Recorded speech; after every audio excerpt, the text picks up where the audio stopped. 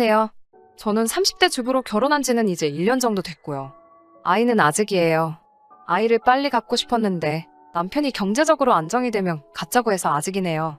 요즘 뉴스를 보고 있으면 부부 사이에 어떻게 저렇게까지 할 수 있을 법한 사건 사고들이 참 많이 나오더라고요. 저는 그 이야기의 주인공이 제가 될 줄은 꿈에도 몰랐습니다. 저는 직원 숫자가 6명 정도인 작은 무역회사에 다니고 있어요. 벌써 거기서 근무한 지도 4년이 넘어가네요.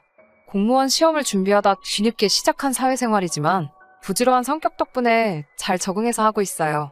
지금의 남편과는 사회생활을 막 시작했을 무렵 직장인 독서동호회에서 만났어요. 독서동호회라곤 하지만 토론을 하거나 하는 건 아니었고요. 종이로 된 책을 좋아하는 사람들이 만나서 가볍게 커피도 마시고 책도 서로 빌려 읽는 정도의 모임이었어요. 10명 남짓의 동호회에서 남편은 회비를 관리하는 사람이었어요. 돈 관리가 깔끔하고 투명했고 거기에 성실하기까지 한 남편을 저를 포함한 모든 회원들은 신뢰하게 되었어요.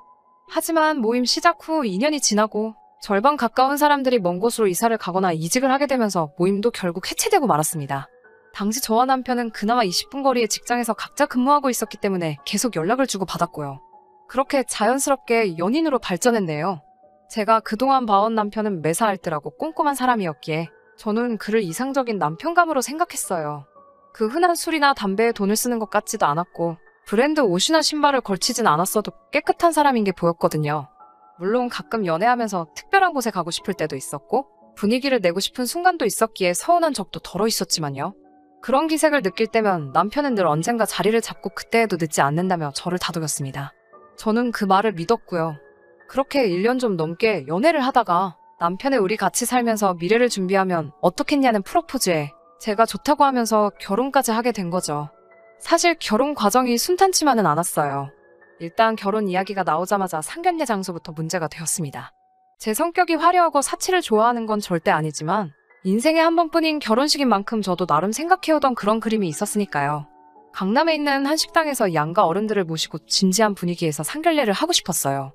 하지만 남편은 인터넷에서 할인 쿠폰을 구했다며 패밀리 레스토랑에서 상견례를 하자고 하더군요. 거긴 제가 학생 때 자주 가던 곳인데 말이죠. 제가 조용한 곳에서 여유롭게 하고 싶다고 말했지만 남편은 자기 주장을 굽히지 않았어요. 이제부터 결혼 준비하려면 여러모로 돈이 들어갈 텐데 양가 어른들도 다 이해해 주실 거라면서요. 물론 이해해 주시긴 하셨지만 저희 아버지는 나지막히 남자가 너무 돈돈하는 것도 좋지 않다며 좀 걱정을 하셨어요. 상견례 자리에서도 저희까지 전부 해서 6명이었는데 남편은 여기는 식전해주는 빵이 무료에다가 무한리필이 되고 하니까 메뉴는 4개 정도만 시켜도 충분하다며 손바닥만한 스테이크 2개에 스파게티 하나, 피자 하나를 시키더라고요. 어찌나 남편의 그런 모습이 남사스러운지 제 얼굴이 뜨거워지더군요. 그걸 눈치채신 저희 친정부모님께서 편하게 더 먹으라며 본인들이 사시겠다고 했어요. 그러자 남편은 이것저것 2-3개를 더 시키더라고요. 상견례가 어떻게 흘러가는지도 모르겠고 저는 그저 마음속으로 제발 남편이 돈을 냈으면 좋겠다고만 생각한 것 같아요. 하지만 아니나 다를까 식사가 끝나고 사람들이 일어나자 남편은 눈치를 보더니 화장실에 잠깐 다녀온다고 자리를 뜨더라고요. 결국 저희 부모님이 식사값을 계산하셨어요. 그날 저녁 제가 남편에게 전화를 해서 서운한 마음을 쏟아냈습니다. 아무리 우리가 돈을 아껴야 돼도 그렇지 어떻게 양가 어른들 모셔놓고 그럴 수가 있냐고요. 그러자 남편은 제가 그러는 이유를 모르겠다는 듯이 그래서 저희 아버지가 불편하다고 하셨냐고 되묻는 거예요. 제가 부모님 이야기하는 게 아니고 내가 불편했다고 소리를 지르자 남편은 저더러 진정하라며 실리를 추구해야 한대요. 하지만 그때만 해도 아직 제가 콩깍지가 씌어 있었는지 차마 결혼을 엎을 수는 없겠더라고요. 그래, 우리 둘의 더 나은 미래를 위해서 그런 걸 거야 라며 참았습니다. 이건 시작에 불과했다는 걸 그땐 몰랐어요. 남편은 여러 업체를 돌아다니며 저에게 견적을 내보라고 성화였어요. 스튜디오 촬영도 아는 동생에게 부탁한다고 자기만 믿으라고 호언장담을 하더라고요. 저희는 결국 7월 한여름에 바깥에서 웨딩 촬영을 하게 되었습니다. 그때 찍은 사진 보면 제대로 제가 눈뜨고 있는 게 없어요. 거기다 사진 찍어준 아는 동생은 취미로 야생화 같은 걸 찍으러 다니는 사람이지 이렇게 본격적인 웨딩 촬영은 처음이었다고 하더라고요. 정말이지 그 사진만 보면 지금도 속상하고 억울해서 눈물부터 나요. 그것뿐만이 아니고 드레스도 여러 곳에서 입어보고 신중하게 고르고 싶었는데 입어보는 것도 다 돈이라면서 딱 3벌 입어보고 결정했어요. 그나마 화장하고 머리는 남편한테 거짓말하고 좀 더 비싼 데서 하긴 했네요. 그래도 제가 참고 또 참을 수 있었던 이유는 이 모든 절약이 우리 둘의 미래를 위해서라고 믿었기 때문이에요. 남편 말대로 이렇게 10년만 살면 그때는 그동안 참고 산 거 전부 누려가며 살 수 있을 줄 알았으니까요. 그런데 이게 속된 말로 죽 써서 개준 거더라고요. 신혼집은 남편하고 저하고 정확히 반반씩 해서 경기도에 있는 작은 빌라에서 시작하게 되었어요. 같이 살기 시작하니 남편의 절약 정신은 정말 제가 예상한 것보다 더 심각했어요. 일단 안 쓰는 코드는 하나라도 꽂혀 있으면 안 되더라고요. 심지어 TV도 안 볼 때마다 빼놔야 되고요. 핸드폰 충전기도 그냥 꽂혀 있으면 안 돼요. 화를 내거나 그러는 건 아니지만 들으란 듯이 한숨을 푹푹 쉬며 그걸 다 뽑고 다니니 너무 신경이 쓰이고 짜증이 나더라고요. 그리고 장을 보러 가면 계란 한 줄만 사더라도 최소한 3군데 마트는 가요. 다 가격 비교하고 다니느라고요. 제가 맨날 기름값이 더 든다고 해도 귀등으로도 안 들어요. 저희는 일주일에 5만 원으로 예산을 잡고 장을 보고 있어요. 그런데 가령 고기를 산다거나 해서 예산이 초과가 되면 남편한테 그 자리에서 전화를 걸어 상의를 해야 해요. 이런 이야기를 처음에는 친정 어머니께 몇 번 했는데 어머니가 저보다 더 스트레스 받아 하셔서 요즘에는 어디 이야기할 곳도 없어요. 그냥 저 혼자 삭히고 살았어요. 그리고 올 겨울 정말 춥잖아요. 그런데 수도꼭지를 딱 미지근한 물 나오는 곳까지만 돌아가게 고정을 해놔서 따뜻한 물을 제대로 못 써요. 샤워도 10분으로 시간을 정해놓고 10분이 넘어가면 계속 화장실 밖에서 1분 넘었다, 2분 넘었다 시간을 재면서 눈치를 주더라고요. 이런 결혼 생활이 지속이 되니까 정신병에 걸릴 것 같더라고요. 그래도 또 한편으론 스스로 무서울 만큼 제가 적응을 해가고 있었죠. 그러다 얼마 전 친정집에 누수 문제가 있어서 저희 부모님이 며칠간 저희 집에 오신 적이 있어요. 제가 남편한테 어른들 감기라도 드시면 고생하시니까 빨리 수도꼭지 풀어놓으라고 난리를 쳐서 부모님이 따뜻한 물로 샤워는 하실 수 있었어요. 그런데 생각지도 못한 데서 정말 충격적인 장면을 목격하고 말았습니다. 영하 13도였던 밤이었어요. 저희 집은 베란다가 없는 빌라라서 우풍이 있거든요. 그래서 제가 남편에게 부모님 따뜻하게 주무시게 해드리라고 신신당부를 했죠. 저는 그날 야근이었거든요. 그런데 집에 와보니 이 미친 인간이 저희 부모님에게 침낭을 드렸더라고요. 지는 우리털 이불을 덮고 처자고 있고요. 제가 어이가 없어서 남편을 흔들어 깨웠어요. 남편이 덮고 있던 이불을 뺏어서 저희 부모님을 덮어드리니 두 분이 잠에서 깨시더라고요. 제가 너무 창피하고 죄송해서 눈물을 흘렸어요. 그러자 저희 부모님은 웃는 얼굴로 강서방이 많이 쪼잔하고만 일하며 씁쓸한 미소를 보이시더라고요.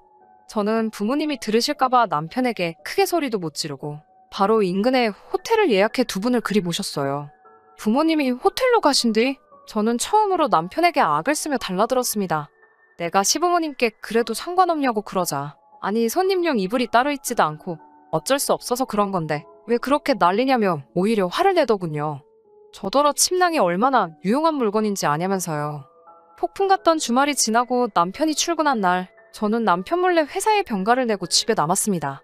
남편에게 어떻게 복수를 할까? 나도 똑같이 시부모님을 추위에 떨게 해야 하나 고민을 했어요. 멍청하고 생각 없는 짠돌이 남편이 문제지 사실 시부모님이 무슨 죄가 있겠어요. 저는 중고물품 파는 곳에다가 저희 부부가 쓰던 퀸사이즈 침대를 무료 나눔한다고 글을 올렸습니다. 파는 것도 귀찮고 남편이 오기 전에 없애버리고 싶은 마음뿐이었거든요.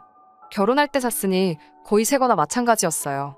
글을 올리기가 무섭게 몇 사람이 앞다투어서 가져가겠다고 하더군요. 그러다 어떤 사람이 20만 원을 줄 테니 자기한테 팔려고 제시를 해와서 그 사람한테 팔았습니다. 그 20만 원으로 마트에 가서 정말 혼자 간신히 누울 만큼 작은 침대를 하나 샀어요. 퀸사이즈 침대가 놓여있던 자리에 새로 산 작은 침대와 그 바로 옆으로 남편이 쓸 침낭 하나를 놓아 두었습니다. 몇 시간 뒤 퇴근해서 집에 온 남편은 노발대발 난리더군요. 그런데 자기께 침낭이라서 열받은 건 둘째고 퀸사이즈 침대를 제값도 안 받고 남한테 넘겼다는 거에 열이 받았더라고요. 내가 저런 남자의 뭘 보고 결혼을 한 건지 스스로 한심하더라고요. 저는 남편이 뭐라건 무시하고 제 침대에서 혼자 자는 생활을 시작했습니다. 남편도 오기가 생긴 건지 소파 위에서 침낭에 들어가서 자더라고요.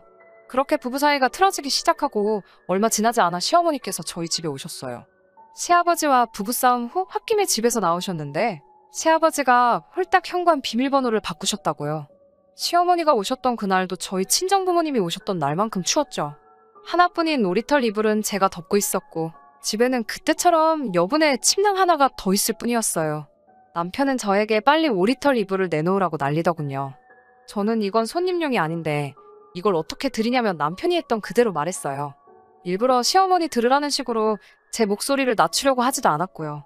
그렇게 투닥대고 있으니 제가 한 말을 듣고 예상한 대로 시어머니께서 저에게 뭐라고 한 말씀 하시더라고요. 그래서 제가 남편이 저희 부모님에게 했던 일을 그대로 말씀드렸어요. 그제서야 어머님도 아무 말씀 못하시고 남편에게 남자라는 게 그렇게 쫌생이 마냥 왜 그러고 사냐며 한심하고 쪽팔린다고 뭐라 하시더군요. 그러면서 저에게 미안하다고 없이 키운 것도 아닌데 왜 저러는지 모르겠다고요. 저는 시어머니의 사과에도 불구하고 어른 공경할 줄 모르고 돈 몇 푼 때문에 시간 낭비를 일삼는 멍청한 남편과는 더 이상 살고 싶지가 않더라고요. 그래서 조금은 충동적으로 남편에게 이혼하자고 얘기했어요. 사실 이때 남편이 저에게 진심으로 사과했으면 이혼 도장까지는 찍지 않았을 수도 있어요.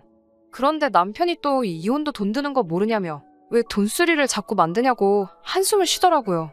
그 한숨을 들으니 제 이성의 끈이 끊어지는 것 같더군요. 그 다음날 이혼 전문 변호사를 만나 물으니 이런 것도 이혼 사유가 될 수 있고 남편의 귀책 사유가 될 수 있다고 하더라고요. 그런데 그 변호사 말이 진짜 짠돌이들은 이혼도 돈 생각하느라 못하니까 그 점을 무기로 잘 생각해서 써먹어보라고 하더라고요. 그래서 남편과 이혼하기 전에 일단 재산적 가치가 있는 건 조금씩 정리를 하려고요. 정말 개거품 물 때까지 집안 물건 하나씩 헐값에 정리하려고 합니다. 들어주셔서 감사합니다.